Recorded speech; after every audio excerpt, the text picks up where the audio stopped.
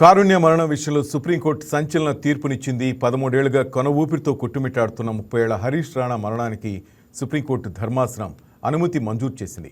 రాణా కుటుంబ సభ్యులు దాఖలు చేసిన పిటిషన్ను విచారించిన న్యాయస్థానం వారి అభ్యర్థిని పరిగణలోకి తీసుకుని ఈ నిర్ణయాన్ని వెల్లడించింది.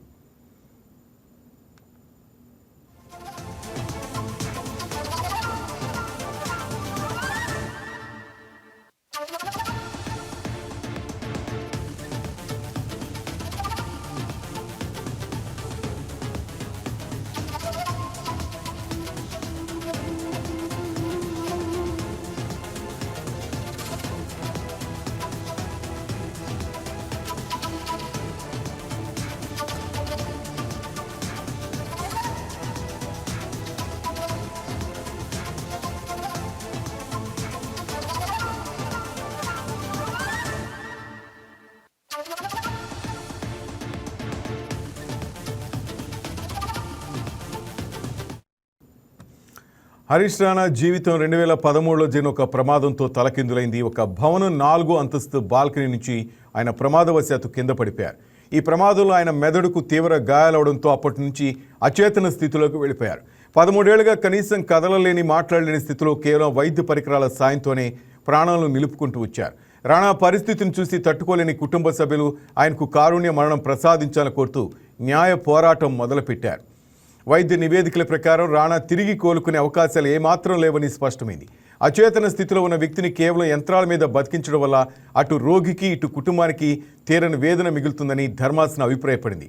గౌరవప్రదంగా మరణించే హక్కు కూడా జీవించే హక్కులో భాగమేనని సుప్రీంకోర్టు గతంలో ఇచ్చిన తీర్పులను ఈ సందర్భంగా ఉదహరించారు. కుటుంబ సభ్యుల మానసిక ఆర్థిక ఇబ్బందులను గమనించిన కోర్టు రాణాకు విముక్తి కల్పించేందుకు గ్రీన్ సిగ్నల్ ఇచ్చింది.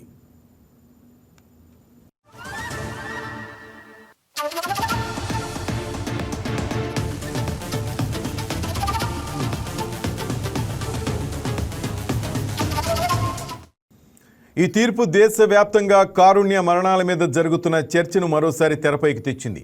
వైద్య పరిజ్ఞానం ఎంత పెరిగినా కోలుకోలేని స్థితిలో ఉన్న బాధితులకు ఇలాంటి నిర్ణయాలు ఊరటనిస్తాయని న్యాయ నిపుణులు పేర్కొంటున్నారు. సుప్రీంకోర్టు అనుమతితో ఇప్పుడు రాణాకు వైద్యపరంగా ప్రాణవాయువుని లేదా ఆహారాన్ని నిలిపివేసి ప్రశాంతమైన మరణం పొందేలా ఏర్పాట్లు చేయనున్నారు. 13 ఏళ్ల సుదీర్ఘ నిరీక్షణకు ఈ తీర్పుతో ముగింపు పలకడంపై పలువురు సామాజిక కార్యకర్తలు కూడా స్పందిస్తున్నారు. భారత చట్టాల ప్రకారం హరీష్ రాణా కేసులో అమలు చేస్తున్నది ది పాసివ్ యుథనేషియా, అంటే తీవ్రమైన అనారోగ్యం లేదా కోమాలో ఉన్న రోగి కోలుకునే అవకాశం లేకపోతే అతని జీవితాన్ని కృత్రిమంగా కొనసాగించడానికి ఉపయోగిస్తున్న వెంటిలేటర్ వంటి లైఫ్ సపోర్ట్ చికిత్సలు నిలిపివేస్తారు. ఇది డాక్టర్లు రోగిని చంపడం కాదు, కేవలం జీవితాన్ని కృత్రిమంగా కొనసాగించే యంత్రాలు చికిత్సలను ఆపి రోగిని సహజంగా మరణించనివ్వడమే దీని ఉద్దేశం. సుప్రీంకోర్టు 2018లో ఇచ్చిన చారిత్రాత్మక తీర్పు ప్రకారం రోగి కోలుకునే అవకాశం లేనప్పుడు కుటుంబ సభ్యుల అనుమతితో వైద్యుల కమిటీ పరిశీలన తర్వాతే దీన్ని అనుమతిస్తారు.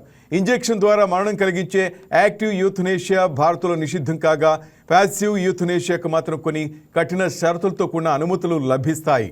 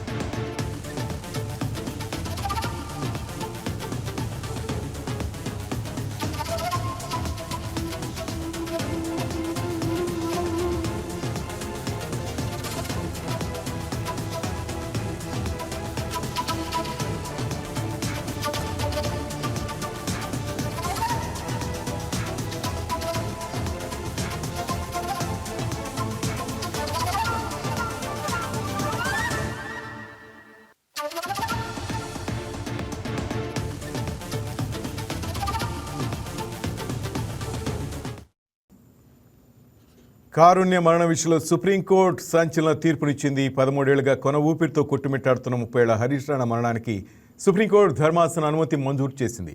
మన అప్డేట్స్ మా స్పెషల్ కరెస్పాండెంట్ బిందు నాడు తెలుసుకుందాం. బిందు, చెప్పండి.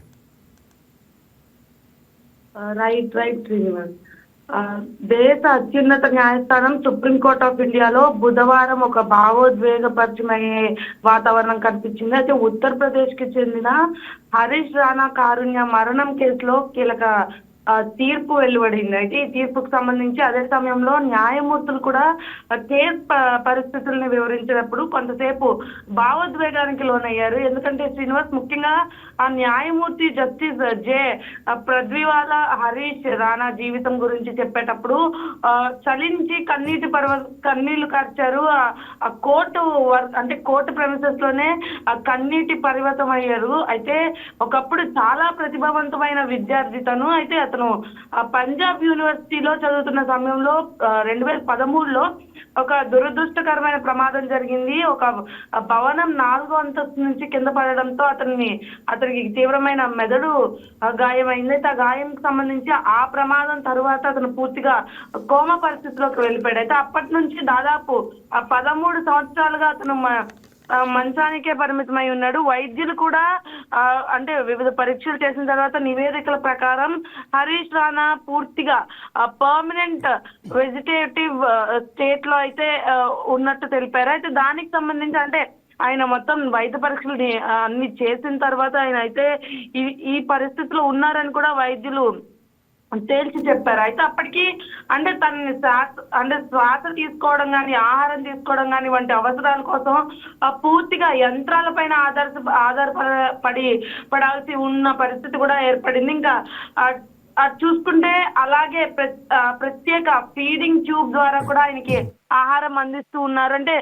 స్వయంగా నోటితో ఆహారం తీసుకోలేని పరిస్థితి కూడా ఏర్పడింది. ఒక ట్యూబ్ లాంటిది పెట్టే ట్యూబ్ నుండి అయితే లిక్విడ్స్ మాత్రమే పంపిస్తూ ఆహారాన్ని కూడా అందించేవారు. అయితే ఇన్ని సంవత్సరాలు గడిచినా అతని ఆరోగ్య పరిస్థితిలో ఎలాంటి మెరుగుదల కనిపించలేదని వైద్యులు నివేదికలో పేర్కొన్నారు.